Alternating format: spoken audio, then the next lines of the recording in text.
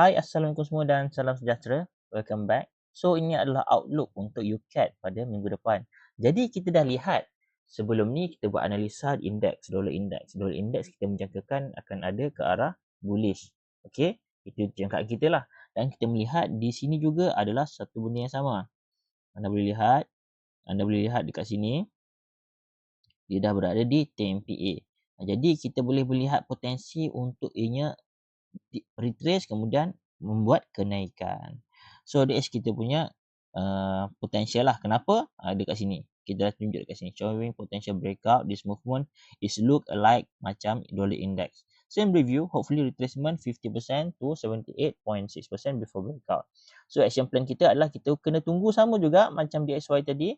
Kita menunggu first and second bullish signal after at least 50% retracement. The lower the better lah. So kita nak menunggu price action ketika itu berlaku. Sebab sekarang harga dah tinggi. You nak beli harga tinggi ni kena make sure ada momentum dululah. Cuma sekarang ni kita lihat pun harganya dalam keadaan sideways like that. So better you guys kena berhati-hati sikit lah. Unless ada momentum then can go for it lah.